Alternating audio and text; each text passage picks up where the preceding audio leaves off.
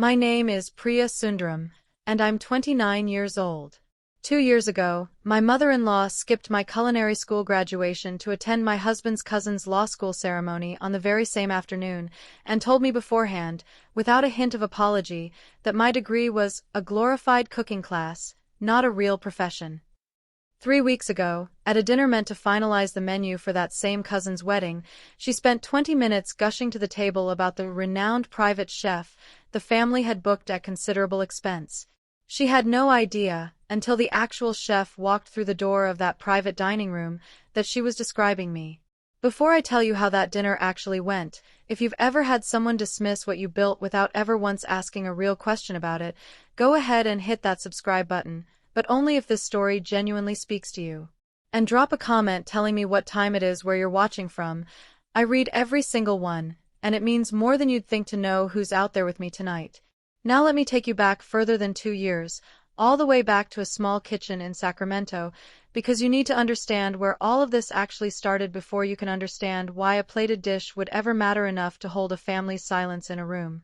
I grew up in Sacramento, the daughter of a pharmacist and a school administrator, in a house that valued food the way some households value music or scripture, as something sacred, something you didn't rush, something that told you who you were even when nobody was saying it out loud. My grandmother, whom everyone called Amma even though she was technically my great-aunt, my mother's aunt, had run a small, word-of-mouth catering operation out of her kitchen for 30 years before she finally retired the year I turned 14. She fed half of our neighborhood's weddings, its funerals, its first communions, its quinceañeras, its retirement parties, and its ordinary Tuesday nights when somebody's mother was too tired to cook and too proud to say so out loud. She never advertised. She never needed to. People simply knew, the way people know which doctor to call at 2 in the morning, that Amma's kitchen was where you went when something in your life needed to be marked properly. I spent my childhood standing on a wooden step stool beside her, tall enough by 9 or 10 to reach the counter without it, but she never took the stool away, because she said a person should always be able to see exactly what they're making, at eye level, without craning their neck to understand it. She taught me that a sauce wasn't finished when it tasted good. It was finished when it tasted inevitable, when you couldn't imagine it tasting any other way.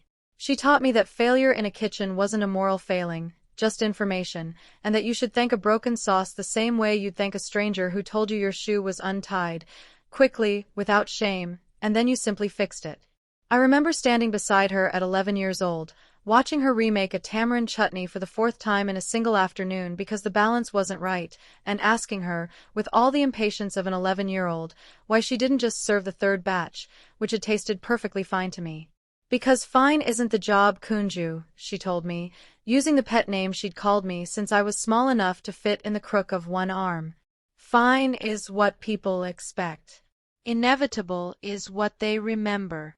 I didn't understand it then, not really. I understand it now every single time I plate a dish for a client who's paying me not just for dinner but for a memory they'll carry for the rest of their lives. By the time I was 16, I was helping Amma with actual events. Small ones at first, a 40th birthday party for 20 guests, then larger ones, a wedding reception for 180 where I ran an entire station of the kitchen myself for the first time, plating chaat with hands that shook slightly with a nervousness I never let show on my face. My parents, to their enormous credit, never once treated this as a distraction from what they considered a real future. My mother used to say that Amma's kitchen had taught me more about discipline, patience, and grace under pressure than any classroom ever could, and she meant it plainly, without qualification, the way you'd say something you'd simply always known to be true. I went to a state college for 2 years after high school, the way you're supposed to, studying something reasonably practical that never once felt like mine. I don't even like to say the major out loud anymore, because I remember so little of what I actually learned in those 2 years compared to what I remembered from a single afternoon at Alma's stove. In my sophomore year, I finally admitted to my parents, and more importantly to myself, that I wanted to go to culinary school properly, to build the kind of formal technical foundation that would let me take everything Alma had taught me and push it somewhere new, somewhere more ambitious than a home kitchen in Sacramento could ever quite reach. My parents didn't hesitate for a single day. My father, in fact, cried a little when I told him, which surprised me, because he was not a man who cried easily, and he told me it was the first time in years he'd watched me talk about a future the way I used to talk about things as a child, with my whole chest, without a single hedge in my voice. I got into the Culinary Institute the following year, and I want to tell you honestly that those 2 years were the hardest and most joyful of my life up to that point. I worked 18-hour days some weeks, burned myself more times than I can count, cried in a walk-in refrigerator exactly twice out of sheer exhaustion, and finished with the top grades in my cohort, a stage under my belt at a Michelin-starred kitchen in San Francisco during my final semester, and a job offer waiting for me before I'd even finished my capstone project. Alma flew out for a visit during my final year, despite a hip that had started giving her trouble, and stood in the observation gallery of the school's main teaching kitchen watching me work a full station for a graded practical exam, and afterward, backstage, she held both my hands in hers, which by then had gone thin and papery with age, and said only, "There it is. The inevitable." I've held on to that sentence for years the way other people hold on to scripture.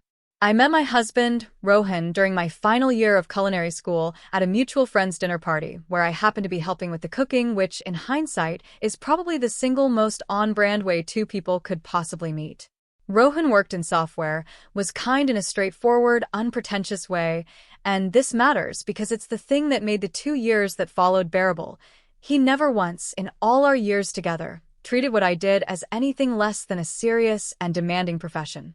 He watched me practice knife cuts on cucumbers at our kitchen counter at midnight before a practical exam, watched me come home smelling like a walk-in cooler after 18-hour stages, and never once made me feel like any of it was a phase I'd eventually outgrow. His mother, Kavita, was an entirely different matter, and I want to be careful and fair here because I don't think she was a cruel woman in any dramatic sense. I think she was a woman who had built her entire understanding of worth around a very specific, narrow set of professional categories, and anything that fell outside those categories simply didn't register to her as serious, no matter how much evidence you put in front of her. Kavita's extended family tree was, by her own frequent description, a garden of doctors, lawyers, and engineers. Her brother was a cardiologist. Her sister's husband ran a mid-sized engineering firm. Her own late father had been a judge back in India, and every single family gathering I attended in those early years featured, at some point, a recitation of these credentials, offered up almost like a family crest. I still remember our very first real conversation about my career, over tea at her house maybe 2 months into Rohan, and me dating seriously. I told her, with all the earnest enthusiasm of someone still early in a program she loved, about my capstone project, about the stage I was hoping to secure at a serious kitchen, about my long-term plan to eventually run my own catering operation the way Alma had.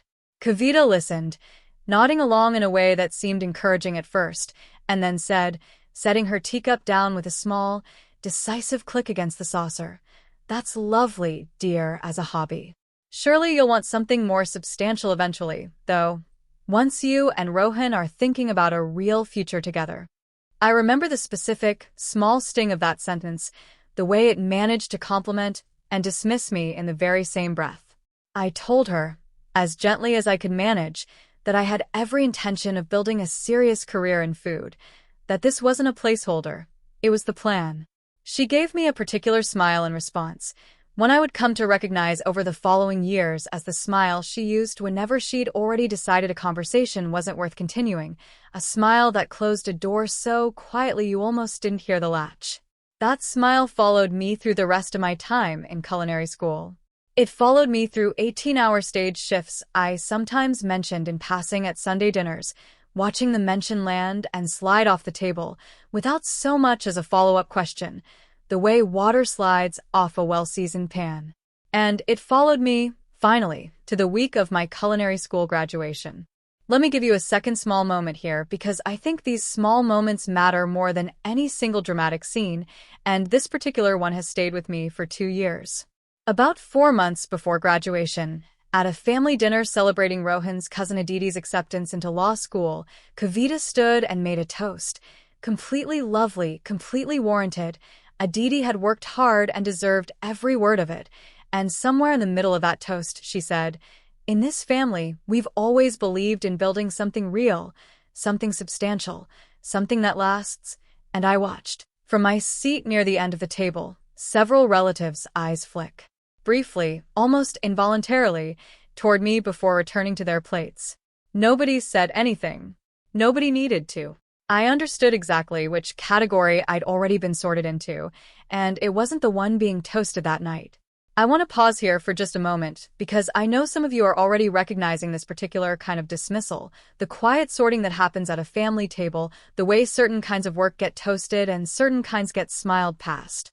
If you've ever sat through a dinner and felt yourself get quietly filed under a category nobody bothered to ask if you belonged in, drop a comment, because I promise you, this room tonight is full of people who know exactly what that feels like.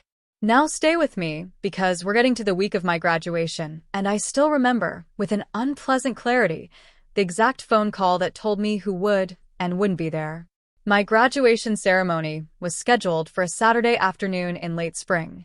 I found out, 10 days before, that Aditi's law school graduation ceremony had been scheduled for the exact same afternoon, an unfortunate but genuinely unavoidable scheduling collision between two entirely separate institutions 300 miles apart. I want to be fair and say that the overlap itself was nobody's fault. What happened next was the part that mattered. Kavita called me, not Rohan me, directly, which in hindsight I think was itself a kind of message, to inform me that she and Rohan's father had already decided to attend Aditi's ceremony instead of mine. "I hope you understand," she said, in a tone that suggested she expected agreement rather than a response. "Some ceremonies simply carry more weight than others, dear. Law school is such a significant milestone for the family. I'm sure your little program has its own celebration planned regardless of who's in the audience." I remember standing in my kitchen, the tiny apartment kitchen Rohan and I shared at the time, nothing like the professional kitchens I trained in, but mine nonetheless, holding the phone against my ear and feeling something settle in my chest that wasn't quite anger and wasn't quite grief, something closer to a slow, cold clarity. I told her I understood, because there wasn't much else to say to a decision that had already been made before the courtesy call informing me of it, and I hung up, and I stood in that kitchen for a long time before I told Rohan. Rohan, to his enormous credit, was furious on my behalf in a way that genuinely surprised me, given how rarely he raised his voice about anything involving his mother. He told me, flatly, that he'd be at my graduation regardless of what his parents decided, and he was the only one from that side of the family who showed up, sitting in the third row beside my own parents and, remarkably, Amma herself, who had insisted on flying out despite a hip that made every step visibly difficult by then, because, as she told me backstage before the ceremony, gripping my hand with fingers that still carried the faint, permanent smell of turmeric no matter how many times she scrubbed them. Some things a person shows up for, kunju, no matter what it costs them to get there. I graduated top of my program that day. I delivered the student address. In fact, a 5-minute speech about the discipline of learning to fail gracefully in a professional kitchen, about how the best cooks I'd ever worked beside were the ones who could remake a sauce for the 4th time without a trace of self-pity, because the goal was never to be right the first time, it was simply to get it right in the end. I remember scanning the audience partway through that speech and finding, with a small, sharp ache I hadn't fully expected, the 2 empty seats where Kavita and her husband would have sat, right beside the family who had actually come. I didn't let it show on my face. I'd already learned, by then, how to plate a dish so it looked composed even when the kitchen behind it was chaos, and I applied the same skill to my own expression that afternoon without even fully realizing I was doing it. Here's what happened over the 2 years that followed, because I think this part matters just as much as any single confrontation, and I don't want to skip past it the way these stories sometimes do. For 2 years, at nearly every family gathering, Kavita found some small, almost casual way to shrink what I did down to a size she found comfortable. At a dinner about 8 months after graduation, her sister asked, with genuine curiosity, what I'd been up to professionally, and before I could answer, Kavita said, "Oh, she's still doing her little cooking thing," in exactly the tone you'd use to describe a hobby involving scrapbooking or amateur watercolor painting. I had, by that point, already worked my way up to sous chef at a well-regarded restaurant in the East Bay, running an entire station on busy Friday nights, training junior cooks half my age with more patience than I sometimes felt I had left in me by the end of a 16-hour shift. Nobody at that table asked me a single follow-up question. I answered anyway, briefly, and watched the conversation move on to Aditi's latest law school internship within 30 seconds. At a holiday dinner about a year later, when I mentioned, with real excitement, that I'd been asked to consult on the opening menu for a new restaurant concept in Oakland, Kavita's response was to ask Rohan, not me, whether this meant I'd finally be settling into something with better hours, as though the entire measure of a career's worth was the convenience of its schedule rather than the substance of the work itself. I stopped correcting these small dismissals somewhere around the 18-month mark, not because I'd stopped caring, but because I'd finally understood that correcting them required an energy I no longer wanted to spend on people who'd already decided, long before I opened my mouth, exactly how much weight my words would carry. Okay, let me pause here for a second time because I want to be honest about something important. Staying quiet through 2 years of this wasn't weakness, and I don't want anyone watching tonight to hear it that way.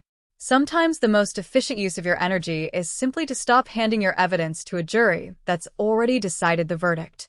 If you've ever done that, quietly stopped explaining yourself to someone who'd clearly already made up their mind, drop a comment because I think that instinct deserves a lot more credit than it usually gets.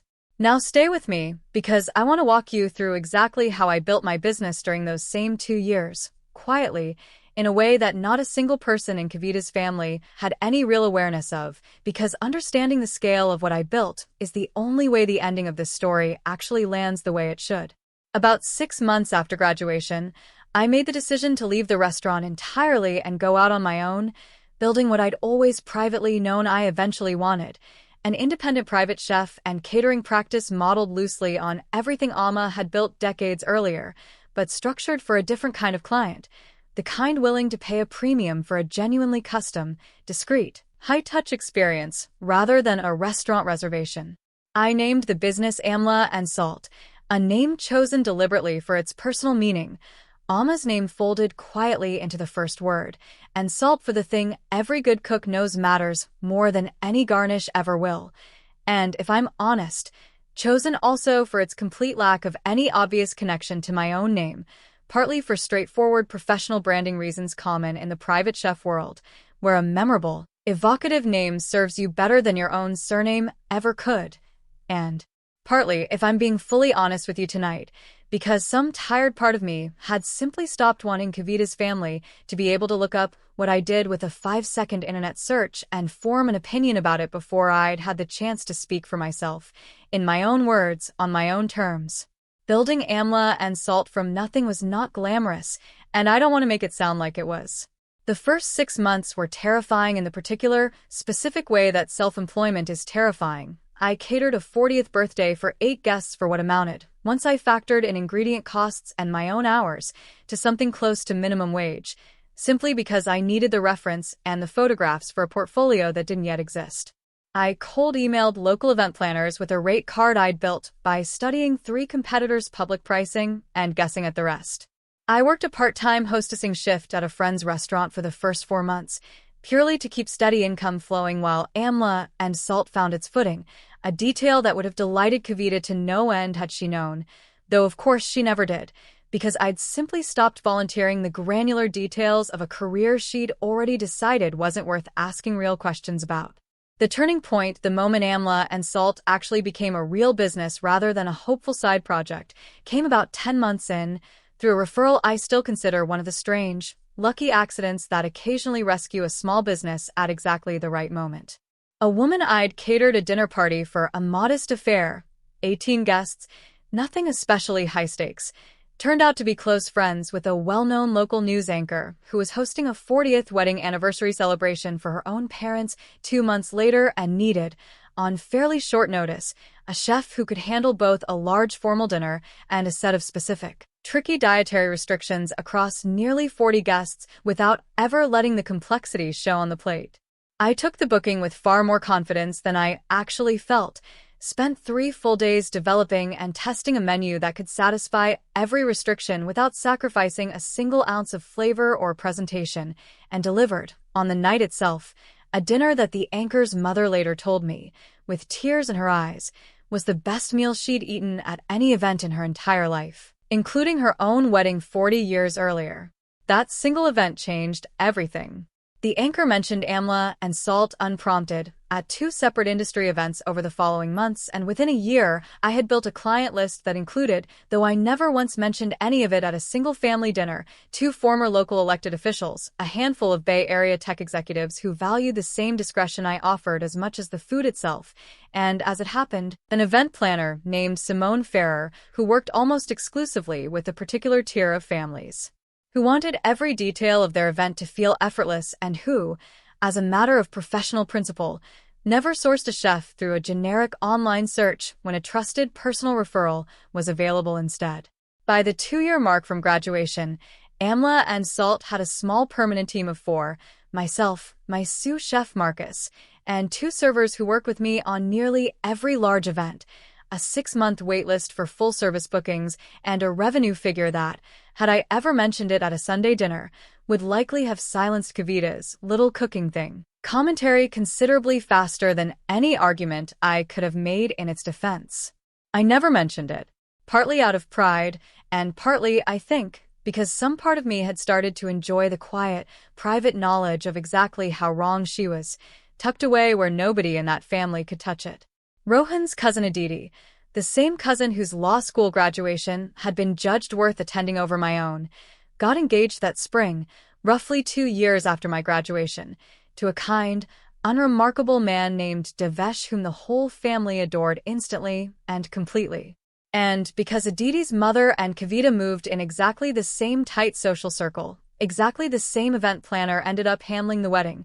Simone, who had, as it happened, worked with Amla and Salt on 3 prior events by that point and considered me, without any exaggeration on my part, one of the more dependable chefs in her rotation for events of that particular scale and complexity. For months, I heard about this wedding entirely secondhand. The way I heard about nearly everything in that family filtered through Rohan, who relayed it from phone calls with his mother, who had apparently made the caterer selection into something of a personal project, the way some people make a hobby out of a task that was never really theirs to begin with. Simone found us someone incredible, Kavita told Rohan over the phone at one point, in a conversation he later recounted to me almost as a joke, having no idea yet what he was actually telling me. Very exclusive. Booked out for months at a time, apparently. Does events for actual public figures and news anchor, even Simone said. We're genuinely lucky to have even gotten a consultation slot. She repeated some version of this at nearly every family gathering over those 2 months leading up to the wedding. The renowned chef, the impressive client roster, the sheer good fortune of securing someone so sought after for Aditi's big day.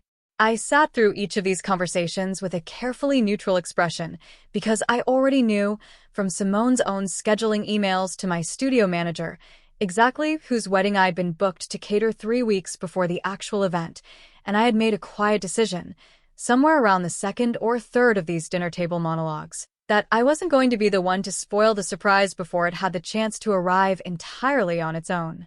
I want to be honest with you about why, because I don't think this story works if you believe I was simply setting a trap to watch someone fall into it. It wasn't cruelty, and I want to be genuinely clear about that. It was something closer to a tired, patient curiosity. I found myself, after 2 years of hearing my work described as a little thing at that family's table, quietly wanting to see whether the plain, undramatic truth, delivered without any performance on my part, would finally be enough to make Kavita actually see me, the way she'd never once bothered to before. Sometimes you don't have to construct the reveal at all. Sometimes you simply have to keep living your own life honestly and let the 2 separate versions of you the family had always kept carefully apart finally, inevitably collide. Okay, one more pause here, because I know some of you are waiting for the dinner itself, and I promise we're almost there. But I want to acknowledge something first. If you've ever quietly known something true about yourself that the people around you simply hadn't discovered yet, and felt that strange, patient anticipation of the moment it would finally surface, I want you to know that feeling is real, and it's allowed to be a little bit satisfying, even if you never once raised your voice to make it happen. Drop a comment if you've ever sat on a truth like that, waiting for its own timing. And now, finally, let's go to that tasting dinner because I still remember every single detail of that room. The menu tasting dinner was scheduled 3 weeks before the wedding itself, at a private dining room Kavita had personally reserved so that both immediate families could meet the chef together and finalize the final course selections before the big day. I arrived exactly on time, in my chef's coat, with my sous chef Marcus and 2 servers for my team, carrying the tasting trays for a 6-course menu I'd spent nearly 4 full weeks developing specifically around Aditi's stated preferences during our planning calls. A modern reinterpretation of South Indian flavors with a French technical backbone underneath it. The precise kind of menu that had taken me 2 full years of professional discipline to be able to execute with genuine confidence, rather than the nervous, careful hope I'd have brought to it straight out of culinary school. Kavita was already seated at the head of the table when I walked in, mid-sentence, telling Aditi's future mother-in-law something about how we're just so fortunate Simone was able to secure her for us. Apparently, she turned down 3 other weddings this entire season just to take ours. She looked up as I entered, already arranging her face into the particular gracious hostess expression she reserved for people she considered staff, and it took a full 3 seconds. I watched it happen in real time, the way you watch a slow realization cross someone's face frame by frame, for actual recognition to land. "Priya?" she said, and the word came out smaller and less certain than I'd heard her say anything in the entire 2 years I'd known her. "Hi, Kavita," I said, setting the first tasting tray down gently on the sideboard, keeping my voice exactly as warm and professionally composed as I would have used with any client's family walking into a room for the very first time. "I understand you've all been looking forward to this evening. I'm so glad we finally get to do this properly." The table had gone very quiet in that particular way a room goes quiet when everyone senses something significant is unfolding but nobody yet understands its shape. Aditi's future mother-in-law looked between the 2 of us, clearly aware something meaningful was happening even without the full context, the way you sense a storm system moving in before you can name the specific weather. Rohan, seated beside me, who had come along that evening specifically because he knew exactly what kind of dinner this was about to become, was doing an admirable job of keeping his expression neutral, though I caught the small twitch at the corner of his mouth that told me he was fighting the urge to laugh. "I don't," Kavita started, and stopped, looking at the tasting tray on the sideboard, then back at me, then at the tray again, as though the plates themselves might rearrange into some explanation if she simply studied them long enough. "Your amla and salt. That's yours? This entire time?" "For 2 years now," I said, keeping my tone level, professional, without any real edge in it, because I genuinely wasn't trying to twist a knife I could have twisted far harder if I'd wanted to. "Since about 6 months after I finished culinary school. The program you called a glorified cooking class." "You never told us," she said, and there was something almost accusatory threading through her voice, as though the omission itself had somehow been the offense, rather than 2 years of quiet dismissal that had made the omission feel entirely reasonable to me by the time it mattered. "You never asked," I said, "and I want you to notice, if you've stayed with me this far tonight, that this is the second time in this story someone's had to hear that exact sentence. I think it's worth sitting with how often it turns out to be true, that the assumptions we carry about people are so often built entirely out of the questions we simply never bothered asking them in the first place." "I mentioned amla and salt at nearly every family dinner for 2 years, Kavita. I told you about the private clients, about the team I was building, about the wait list that had grown to 6 months. You called it my little cooking thing every single time, without exception. I stopped bringing up the details after a while because I got tired of watching them land somewhere that clearly wasn't welcome." Aditi's future mother-in-law, to her genuine credit, seemed to understand almost immediately what was unfolding, and there was something in her expression, not quite open delight, but something close to it, of a woman who had, I would learn later over the actual meal, sat through more than a few of Kavita's monologues about the little cooking thing, over the preceding months of wedding planning, event industry circles being smaller and gossip-prone in exactly the way you'd expect. Aditi herself, seated near the middle of the table, looked genuinely delighted rather than uncomfortable, which surprised me, given everything. "Wait," she said, leaning forward slightly, a smile spreading across her face that had nothing performative in it at all. "So you're the chef? Priya? Oh my God, I've been so excited about this dinner for weeks, and it's you. This is amazing." I want to give Aditi real credit here, because she'd had absolutely nothing to do with 2 years of her aunt's dismissiveness, and she deserved a wedding menu built with genuine care regardless of the discomfort unfolding around her. It's me, I told her, allowing myself, finally, the smallest real smile of the evening. I hope that's a good surprise and not an unsettling one. It's the best surprise, she said, and meant it, and I felt something in my chest ease slightly, the way tension does when you realize the person you actually care about in a room isn't the one who's currently struggling to find her footing. Kavita didn't say much else for a long stretch after that initial exchange, though she recovered, in her own careful way, enough to sit through the 6-course tasting with a kind of stiff, formal attentiveness I'd never seen from her before. I served each course exactly as I would have for any serious client: a chilled tomato and tamarind soup with charred curry leaf oil to open, a delicate crab and coconut appetizer, a lamb course built around a slow-reduced pepper and cardamom just that had taken me 11 attempts over 2 years of professional practice to finally get exactly right, a vegetarian course for the guests who required it that I'd built with just as much care as anything containing meat, a palate-cleansing course of yogurt and pomegranate, and a final dessert of cardamom and rose kheer served with a thin, delicate tuile that Marcus and I had perfected together over the previous 2 weeks specifically for this event.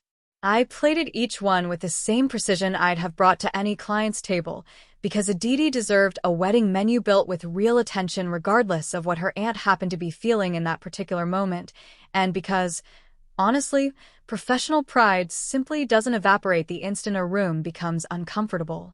At one point, midway through the 3rd course, Kavita asked, in an oddly formal tone that suggested she was still working out how exactly to speak to me now, a careful question about the sourcing of the pepper in the lamb dish, and I answered it exactly as I would have for any client's family, with genuine detail, a brief explanation of the small farm outside Fresno I'd been sourcing from for the past year, specifically because their pepper carried a floral note most commercial suppliers couldn't match. She listened to the entire answer, nodding slowly, and I could see, even then, some slow recalibration happening behind her eyes, the visible effort of a woman trying to reconcile 2 versions of a person she'd kept carefully separate for 2 full years. I want to pause the story here one more time, because I know some of you are wondering whether Kavita broke down in tears on the spot, whether there was some dramatic, cinematic scene where she apologized in front of the whole table and everyone hugged it out over dessert. Honestly, there wasn't not that night, and I think it's worth being truthful about that, because real accountability so rarely arrives in the same tidy, immediate shape it does in movies. What happened instead was smaller, and in its own way, more telling than any dramatic scene could have been. She got very quiet for most of the remaining dinner, asked those careful, formal questions about ingredients rather than anything personal, and at the end of the evening, as my team and I were packing up the tasting trays, she said only stiffly, "The food was excellent, Priya. Thank you," and left without saying much of anything else to me directly. The real conversation happened 4 days later, when she called me, my number, directly for the very first time in 2 years of marriage. "I've been thinking about what you said at the tasting," she told me, without much preamble, her voice carrying none of its usual practiced ease. "About how I described your work. I think I owe you an apology, and I don't think I've ever actually said those words to you before, about anything at all." I let that sit for a long moment on the line, because 2 years doesn't undo itself over the course of a single phone call, no matter how sincerely offered, and I wasn't going to pretend it did just to make the conversation easier for either of us. "I'd appreciate that," I said carefully. "But I also need you to understand it wasn't only the wording, Kavita. It was that you decided, long before you ever asked me a single real question, exactly how much my work was worth. That's the part one needs you to actually sit with, not just the phrase itself." She was quiet for a moment on the other end. "I don't know how to undo 2 years," she said finally, and it was, I think, the single most honest sentence I'd ever heard her say in all the time I'd known her. "You don't have to undo it," I told her, and I meant it. "You just have to actually start asking, going forward, instead of assuming. That's the whole thing, Kavita. That's genuinely all it ever needed to be."